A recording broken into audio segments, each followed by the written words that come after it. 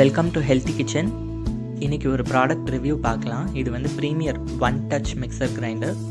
சூப்பராக ஒர்க் பண்ணுது. ஒரு 1 இயர்க்கு மேலே நான் வச்சு யூஸ் பண்ணிகிட்ருக்கேன். இது வந்து 350 வாட்ஸ் மோட்டர் கொடுத்துருக்காங்க இதில். அதனால் ப்ளக் வந்து 2 பின் ப்ளக் தான். யூஸ்வலாக மிக்சிக்கு 3 பின் இருக்கும். இது வந்து 350 வாட்ஸ் மோட்டர்னால 2 பின் தான் கொடுத்துருக்காங்க. இந்த பாடியில் பின்னாடி வந்து மிக்சியோட பாடியில் ஒரு சின்ன கேப் கொடுத்துருக்காங்க. இது எதுக்கு அப்படின்னா சுத்தம் பண்ணுறதுக்கு ஈஸியாக இருக்கும். நம்ம வந்து அரைக்கும் போது ஏதாவது சிந்திடுச்சு அப்படின்னா மிக்சியை லேசாக இப்படி சாய்ச்சிங்கன்னா வெளியே வந்துடும். ஸோ உங்களுக்கு மோட்டருக்குள்ளே தண்ணியோ எதுவுமே இறங்கிறதுக்கு வாய்ப்பில்லை. அப்புறம் ஒரு காட்டன் துணி வச்சு தொடச்சி சுத்தம் பண்ணிடலாம். அவ்வளோதான். இது வந்து மூடி, ஜாரு அந்த மாதிரி 2 மட்டும் தனியாக எடுத்துடலாம். மிக்சி வந்து ரொம்ப லைட் வெயிட்டாக இருக்கும். ஸோ 3 பார்ட்டாக நீங்கள் இந்த மிக்சியை வந்து எடுக்கலாம். இதோட பேஸ் வந்து ரொம்ப ஸ்ட்ராங்காக கொடுத்துருக்காங்க. இது நீங்கள் மிக்சி மேலே வச்சு ஒரு ப்ரெஸ் பண்ணிங்கன்னா அது லாக் ஆகிடும். ஜார் வந்து மிக்சியில் லாக் ஆகிடும். மூடியை மேலே வச்சு கிளாக் வைஸில் திருப்பினீங்கன்னா மூடி லாக் ஆகிடும். மூடி வந்து இப்போ நான் திறந்துருக்கேன். இங்கே வந்து பிளாக் கலரில் ஒரு பின் மாதிரி தெரியுது இல்லை, அதில் போய் உங்களுக்கு லாக் ஆகிடும். மூடி வந்து லாக் ஆச்சுன்னா மட்டும்தான் மிக்சி ஓடும். மூடி லாக் ஆகலைன்னா மிக்சி ஓடாது. இந்த பட்டன் வந்து நீங்கள் ப்ரெஸ் பண்ணும்போது மிக்சி ஓடிட்டே இருக்கும். கையை எடுத்துட்டிங்கன்னா நின்றுடும். ஸோ அதுவும் ஒரு வகையில் நம்மளுக்கு ரொம்ப சேஃபாக இருக்கும் யூஸ் பண்ணுறதுக்கு. மிளகாய், சீரகம், மிளகு, தனியாலாம் வறுத்து வச்சுருக்கேன். அதே மாதிரி தேங்காய் சட்னிக்கு எடுத்து வச்சுருக்கேன். இதெல்லாம் எப்படி அரைக்கிறது நான் காமிக்கிறேன். ஃபஸ்ட்டு மிளகாத்தூள் அரைக்க போகிறோம். மிளகாத்தூளுக்கு ஜார் வந்து கண்டிப்பாக ட்ரையாக இருக்கணும். பவுடராக அரைக்க போகிறீங்க அப்படின்னாலே ஜார் வந்து ட்ரையாக இருக்கணும். இப்போ மிளகாய் இதில் சேர்த்துட்டு இடையில நிறுத்தி அரைக்கணும். கண்டினியூஸாக மிக்சி வந்து ஓடக்கூடாது. ஒரு அரை நிமிஷம் வரைக்கும் மிக்சி ஓடலாம் கண்டினியூஸாக. அரை நிமிஷத்துக்கு மேலே மிக்சி கண்டினியூஸாக ஓடிச்சுன்னா உங்களுக்கு ஹீட் ஆயிரும். மிளகாத்தூள் அரைக்க மட்டும் 1 நிமிஷம் ஆகும். ஏன்னா மிளகாத்தூள் வந்து நல்லா நைஸாக அரைக்கணும். அதனால் இடையில 2-3 வாட்டி நிறுத்தி அரைச்சிருக்கேன். மிளகாய் வந்து நல்லா நைஸாக அரைச்சிட்டேன். மிளகாத்தூள் ரெடி ஆயிடுச்சு. அடுத்து தனியாத்தூள். தனியாவும் அதே மாதிரி ஜாரை வந்து நல்லா ட்ரையாக தொடச்சிட்டு தனியாவை சேர்த்துக்கோங்க. எப்போ எந்த மசாலா அரைச்சாலும் சரி, சட்னி அரைச்சாலும் சரி, பாதி ஜாருக்கு தான் நம்ம போடணும்.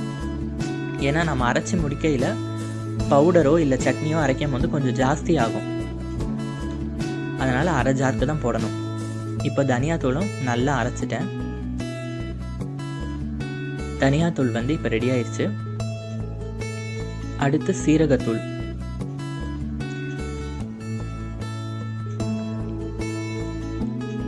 ஜாரு நல்லா ட்ரையாக தொடச்சிருக்கேன். இப்போ இதில் சீரகம் சேர்த்து அரைக்கலாம். மிளகு, சீரகம்லாம் சீக்கிரமாக அரைப்பட்டுரும். மிளகாய், தனியாக வந்து உங்களுக்கு அரைக்கிறதுக்கு ஒரு 1 மினிட் கிட்ட எடுக்கும். மிளகு, சீரகம்லாம் சீக்கிரமாக அரைச்சிடும். அரை நிமிஷம் கூட ஆகாது.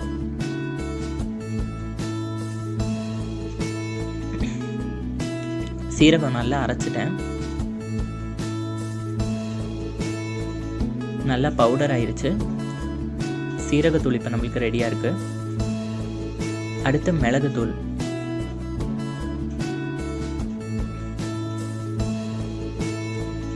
பவுடர் எது அரைக்கிறீங்கனாலும் ஜார் வந்து ட்ரையாக இருக்கான்னு மட்டும் பார்த்துக்கோங்க. அதே நேரம் பவுடரோ இல்லை சட்னி எது அரைச்சாலும் இடையில நிறுத்தி அரைக்கணும். இது 2 மட்டும் ஞாபகம் வச்சுக்கோங்க.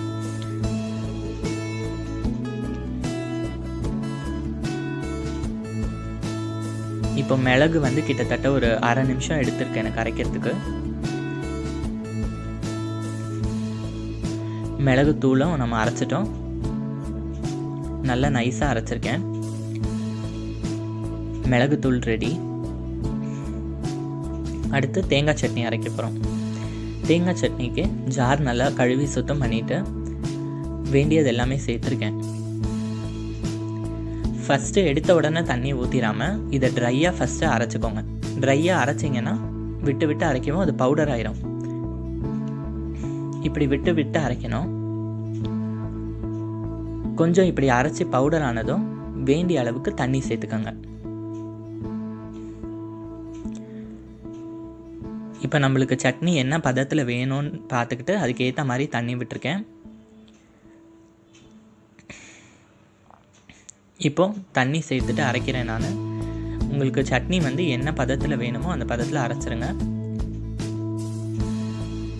தேங்காய் சட்னியும் இப்போ நான் அரைச்சிட்டேன்.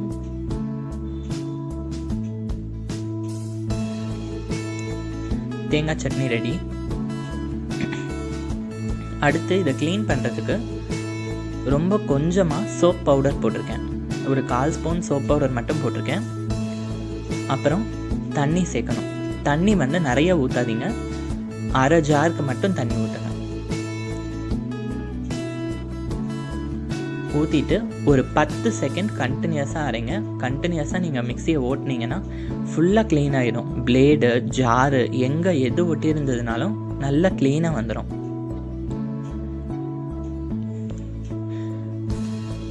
இந்த மாதிரி இன்னும் நிறையா ரிவ்யூ வீடியோஸ் பார்க்குறதுக்கு ஹெல்த்தி கிச்சன் சேனலுக்கு சப்ஸ்கிரைப் பண்ணுங்கள். தேங்க்யூ.